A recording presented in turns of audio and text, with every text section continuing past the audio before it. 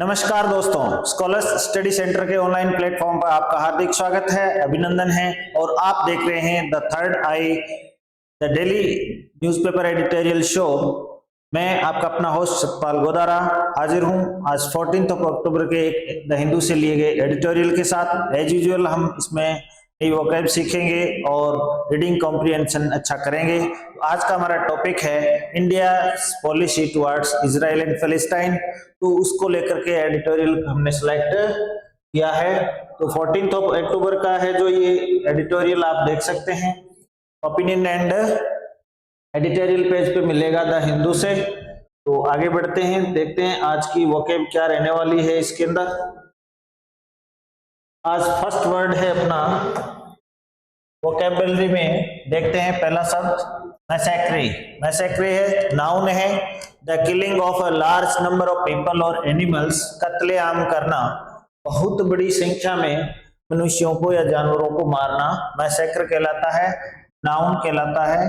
Part of speech में noun हो गया, सिनोनिम हो गया मास मर्डर और मास होमिसाइड, अत्यधिक संख्या में बहुत ज्यादा नंबर ऑफ पीपल को मारना।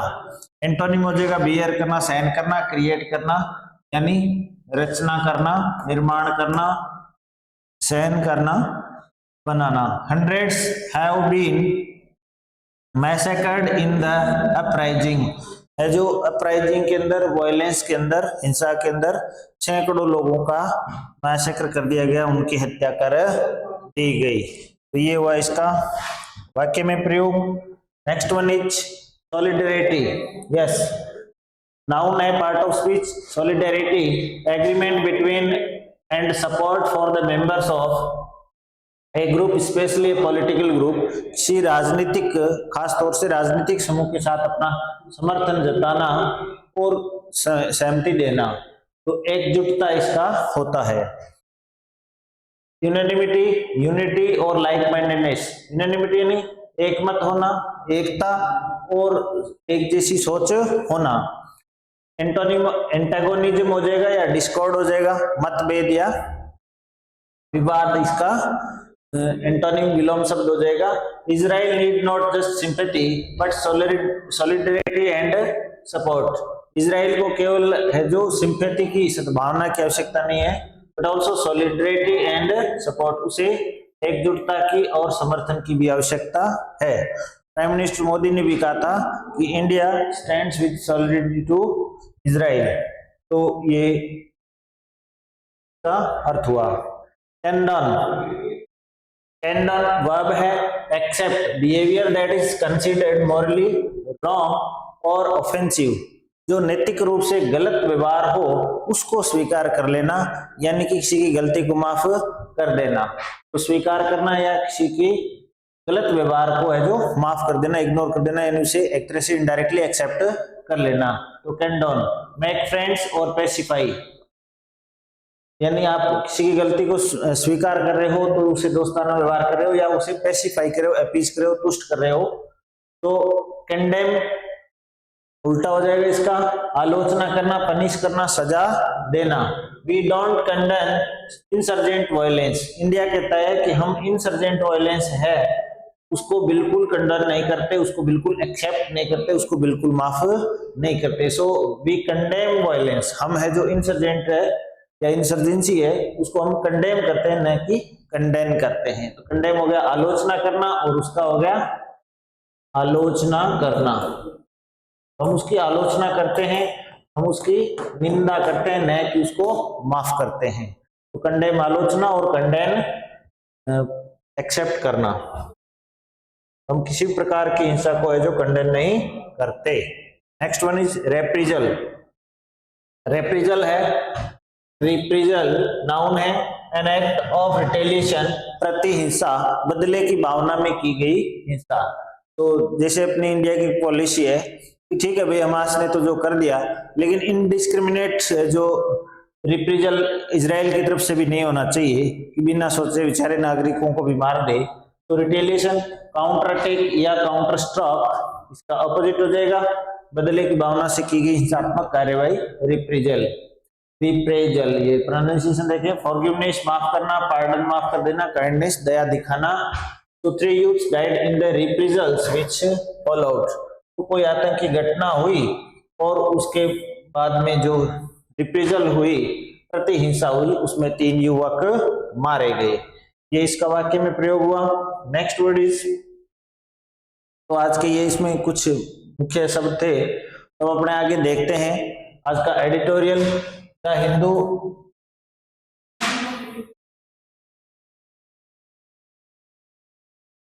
यस, द हिंदू से एडिटोरियल एक्सप्लेन बैलेंसिंग पॉलिसी, संतुलित नीति on Israel Palestine and India's line. तो आज का एडिटोरियल इजराइल, फलस्तीन और भारत की इसमें क्या लाइन रहने वाली है, यानी कि इंडिया का इसमें क्या रुख रहने वाला है, उसको हम जांचेंगे। India must pressure Israel to act responsibly in the face of terror. खास तौर से इस आतंक के मामले में भारत को अवश्य ही मस्ट प्रेशर इजराइल पर दबाव डालना चाहिए टू एक्ट रेस्पॉन्सिबली, कि वो बड़ा जिम्मेदारी पूर्वक है जो कार्रवाई करे। With in hours of the मैसेक्रे, इस जनसंहार के घंटों के अंदर ही, क्योंकि हमास के बहुत सारे टेररिस्ट थे, उन्होंने है जो मैसेक्रे किया of Israeli citizens by Hamas fighters last Saturday. पिछले शनिवार को हमास फाइटर्स द्वारा इजरायली नागरिकों के जनसंहार के घंटों के अंदर ही prime minister Narendra Modi tweeted India solidarity. Prime minister Narendra Modi ने ट्वीट करके कहा कि भारत की एकजुटता है, सॉलिडरिटी है विद इजराइल। तो tweeted India solidarity with Israel, उन्होंने भारत की इजराइल के साथ एकजुटता दर्शाई। While the histories of their conflicts and the scale of violence have been very different, जबकि इतिहास है उनका, histories of their conflicts, Israel और हमास का जो इतिहास है संघर्ष का, and the scale of violence, और जो हिंसा का जो स्तर है, have been very different, वो बहुत अलग अलग रहा है। India has faced terror attacks all too often, India ने भी बहुत सारे आतंकी हमलों को फेस किया है। Not to feel the pain in Israel, तो ऐसा नहीं है कि वो इजराइल में जो दर्द हुआ, दुख हुआ, उसको हम महसूस नहीं कर सकते। Where teenagers at a concert, जहाँ की कंसर्ट होता है म्यूजिक शो, तो एक कंसर्ट के अंदर, संगीत सभा के अंदर टीनेजर्स को है जो मार दिया गया। चिल्ड्रन इन ए पार्क में बच्चों को मारा गया। ग्रैंड पेरेंट्स एट होम, दादा दादी हैं, वृद्ध लोग हैं, उनको घरों पे मार दिया गया। एंड इवन बेबीज इन क्राइब्स, और यहाँ तक कि जो शिशु है उनको भी पालने के अंदर, क्रेडल के अंदर ही खत्म कर दिया गया। वर गन डाउन करना, मर्डर करना by gun. Amidst other atrocities, इसके अलावा अन्य बहुत सारी एट्रोसिटीज यानी अत्याचार हुए, क्रूरता हुई। एट्रोसिटीज अत्याचार, क्रूरता, तो बहुत सारी क्रूरता भी हुई। Atrocities Hamas carried out including taking dozens hostage, तो बहुत सारी एट्रोसिटीज उन्होंने की जिसके अंदर दर्जनों लोगों को हॉस्टेज बना लिया, बंधक बना लिया।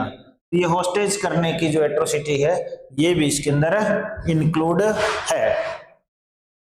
Next, the sentiments were repeated when Mr. Modi spoke to Israel Prime Minister Benjamin Netanyahu।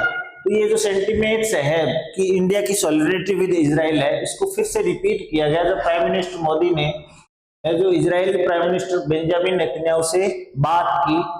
And condemning terrorism in all it's forms, और उन्होंने कंडेमनिंग बात करते हुए उसकी आलोचना, निंदा करते हुए, आतंकी किसी भी फॉर्म में, हर रूप में इसकी आलोचना करते हुए, India second big concern has been the safety of citizens. तो भारत का दूसरा बड़ा कंसर्न है, वो चिंता थी इसके अपने खुद के नागरिकों की सुरक्षा, specially as Israel began retaliatory strikes on Gaza. तो खासतौर से जब इजराइल ने जो रिटेलिएटरी यानी कि प्रतिहिंसा के अंदर बदले की भावना से वापस जो रिटेलिएशन किया, बदले की भावना से, तो वो जो स्ट्राइक हमले शुरू किए गाजा में, अराउंड 18,000 इंडियंस वर्क और स्टडी इन इजराइल, 18,000 के लगभग भारतीय इजराइल में या तो पढ़ते हैं या कार्य करते हैं। In addition to about 85,000 Israelis of Indian origin, उनके अलावा लगभग 85,000 इजरायली हैं जो भारतीय मूल के हैं, यानी कि इंडिया में से यहूदी प्राचीन काल में इंडिया में आ गए थे और वहां से वापस चले गए। तो वो भारतीय मूल के भी इजरायली हैं जो वहां जाकर के बस गए काफी पहले, जैसे फ्रॉम महाराष्ट्र, मणिपुर, मिजोरम, केरला एंड वेस्ट बंगाल, इन क्षेत्रों से भी भारतीय मूल के इजरायली वहां रहते हैं, इनको वहीं सिटीजनशिप मिली है। The ministry of external affairs MEA has chartered flights to bring them home, ये उनको वापस घर लाने के लिए विदेश मंत्रालय ने चार्टर फ्लाइट स्पेशल विमान भेजे हैं ताकि उनको घर लाया जा सके। Bring home means bring home back to India, घर। इसके लिए ऑपरेशन अजय चलाया उन्होंने। कौन सा ऑपरेशन चलाया? ऑपरेशन अजय। तो ऑपरेशन अजय के तहत वो वापस लेके आएंगे उनको। ये विशेष एफर्ट उन्होंने सरकार है जो विदेश मंत्रालय कर रहा है। तो new Delhi has also added nuance, nuance होता है स्लाइट डिफरेंस, क्या होता है? स्लाइट डिफरेंस, एक थोड़ा बहुत हल्का सा अंतर ले आते हैं अपने कोई भी काम के अंदर, मामूली सा बदलाव लाते हैं। तो एडेड स्लाइट न्यूएंस। अब न्यू दिल्ली यानी सेंट्रल गवर्नमेंट ने थोड़ा सा अपनी इजराइल की पॉलिसी है जो स्टेटमेंट जारी किया कि इंडिया की सॉलिडरिटी विद इजराइल है, उसमें थोड़ा अंतर किया है। टू द इनिशियल पोजीशन, शुरुआती स्थिति में, इनिशियल यानी शुरुआती, with the MEA Minister of External Affairs delivering the government first formal statement, जब ऐसा कब किया? जब विदेश मंत्रालय ने अपना पहला औपचारिक वक्तव्य जारी किया, स्टेटमेंट जारी किया। while repeating the condemnation of the Hamas attacks, साथ ही साथ हमास के हमलों की निंदा करते हुए क्या कहा? the statement reminded Israel about the universal obligation to observe international humanitarian law, कि उसकी निंदा करते हुए इजराइल को ये याद दिलाया कि universal obligation to observe international humanitarian law, कि इजराइल को अंतरराष्ट्रीय मानवीय कानूनों का है जो ध्यान रखना चाहिए और इसमें इसकी वैश्विक बाध्यता है। As it carries out global responsibility to fight the menace of terrorism, क्योंकि इसकी भी एक वैश्विक जिम्मेदारी है। To fight the menace is खतरा, डेंजर, तो मीनेंस ऑफ टेररिज्म, जो आतंकवाद का जो खतरा है उसका जो सामना करते हुए उसे अपनी एक जिम्मेदारी निभानी चाहिए।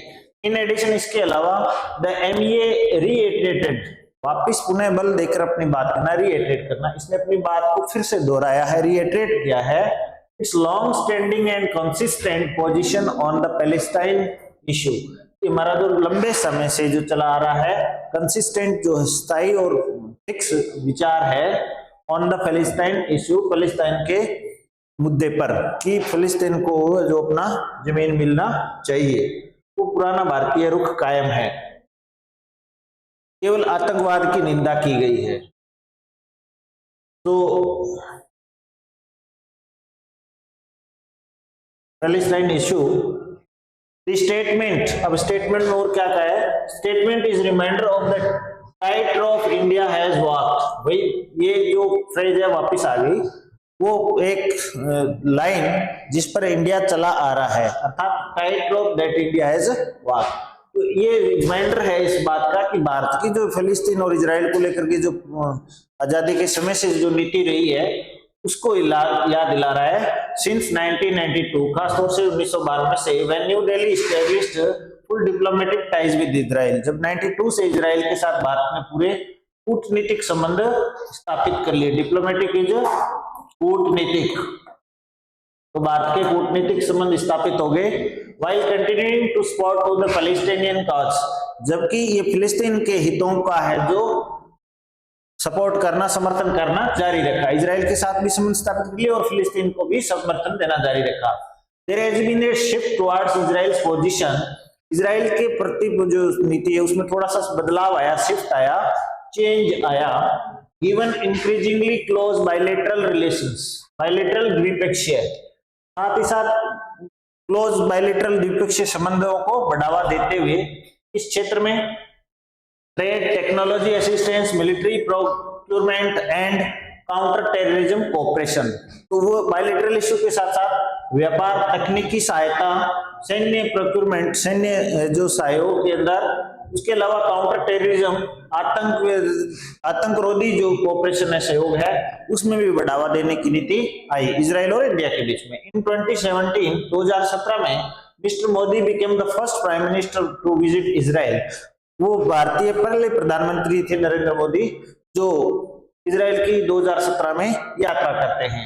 While in 2018 में मिस्टर नेतन्याहू विजिटेड इंडिया और बाद में 2018 में बेंजामिन नेतन्याहू भारत आए। However, Mr. Modi was also the first Indian Prime Minister to make an official visit to Palestine। पर ये बात भी ध्यान देने वाली है कि नरेंद्र मोदी ही पहले वे प्रधानमंत्री है भारत के जिन्होंने आधिकारिक रूप से फलस्तीन की यात्रा की 2017 में, जब वो इजराइल गए थे। Again, India voted against the United States and Israel for an attempt to declare unilaterally all of Jerusalem as the Israeli capital। एक और बड़ी बात हुई, भारत ने यूनाइटेड स्टेट्स और इजराइल के खिलाफ संयुक्त राष्ट्र संघ में वोट दिया कि जब उसने एक तरफा रूप से इजराइल की कैपिटल बनाने की कोशिश की जेरूसलम को, क्योंकि पूर्वी जेरूसलम को फिलिस्तीन अपना मानता है। तो भारत ने कहा कि नहीं, इसको मिल बांट करके सुलझाइएगा, एक तरफा फैसला न ले। ये खास बात थी। दी policy lines new Delhi is continuing. अब जो नीति जिस पर भारत सरकार चल रही है अर्थात न्यू दिल्ली चल रही है, is continuing to draw seem clear. तो ऐसा लगता है कि वो एकदम स्पष्ट है। क्या? To Abor terrorism. अबोर है घृणा करना, हम क्या है हेट करते हैं, निंदा करते हैं, टेररिज्म की हम निंदा करते हैं। We dislike terrorism but not to condone indiscriminate reprisal bombings. लेकिन हम एक्सेप्ट भी नहीं करते, कंडन भी नहीं करते, हम एक्सेप्ट भी नहीं करते, फॉरगिव भी नहीं करते। किस चीज को फॉरगिव नहीं करते भाई? कंडन नहीं करते हम। इनडिस्क्रिमिनेट, डिस्क्रिमिनेट होता है विवेकपूर्ण और इनडिस्क्रिमिनेट हो गया अविवेकपूर्ण। इनडिस्क्रिमिनेट का क्या मतलब हुआ? अविवेकपूर्ण, बिना कोई सोचे विचारे। तो विदाउट एनी प्रूडेंस, बिना कोई कॉन्शियसनेस डेलिब्रेशन के आप अगर रेप्रिजल करते हो, प्रतिहिंसा करते हो, क्या करते हो? प्रतिहिंसा करते हो, यानी कि रिटेलिएशन की एक्टिविटी करते हो, रेप्रिजल। बॉम्बिंग्स यानी जैसे हमास ने तो चलो हमला कर दिया, लेकिन बिना सोचे विचारे ए टू जेड सभी को मारने का आप काम करते हो बम से, क्योंकि आपके पास एयरफोर्स है। तो हम इस चीज को भी कंडेम नहीं करते, एक्सेप्ट नहीं करते। Even as it holds its consistent position on Palestine, क्योंकि जब भारत की कंसिस्टेंट पोजीशन है पैलेस्टाइन को लेकर के कि उन्हें भी उनकी मातृभूमि है, थोड़ा बहुत हिस्सा देना चाहिए। So no claim to writing historical grievances can possibly be used by Hamas to explain its inhuman attacks on Israel। इसके साथ साथ कोई भी ऐसा दावा है जो ऐतिहासिक रूप से जो पुरानी जो शिकायतें हैं, ग्रीवेंसेज हैं, उनको सही नहीं ठहराया जा सकता हमास के द्वारा, जो अपने जो अमानवीय हमले कर रहा है, तो वो पास्ट की घटनाओं के आधार पर जस्टिफाई नहीं किया जा सकता। However, a responsible state cannot behave like an insurgent group। Yes, insurgent terrorist group। तो कोई भी एक जिम्मेदार स्टेट है अर्थात कंट्री है, वो एक इंसर्जेंट ग्रुप की तरह, आतंकी ग्रुप की तरह है जो व्यवहार नहीं कर सकता, क्योंकि वो जिम्मेदार राष्ट्र होता है। एंड इजराइल लेटेस्ट डिमांड, और इजराइल की एक नई हाल ही की जो डिमांड है, that more than 1 million Gaza residents must evacuate empty as it continues to pound the city। अब इजराइल की जो नई मांग है कि लगभग 1 मिलियन लोग, लगभग 10-11 लाख लोग हैं, वो उत्तरी गाजा को खाली कर दे। इवैक्यूएट करना, एम्प्टी करना, टू एम्प्टी, तो वो उसको बिल्कुल खाली कर दे, छोड़ दे, वहां से पलायन कर जाए, क्योंकि ये सिटी को बम से है जो उड़ाने वाला है। Possible ground offensive, possible ground offensive यानी कि जमीनी कार्रवाई कराए से नहीं, कार्रवाई, and will make Delhi challenge at the balancing policy even a more complex. और इस घटना ने ही दिल्ली के सामने एक भारत सरकार के सामने बड़ा चैलेंज रख दिया है कि वो इजराइल और फिलिस्तीन को लेकर के अपनी नीति को कितना बैलेंस करता है, सुसंगत करता है। तो ये है एडिटर्स की चिंता आज की फिलिस्तीन और इजराइल के कॉन्फ्लिक्ट को लेकर के। Thank you for being with us, see you soon, नमस्कार।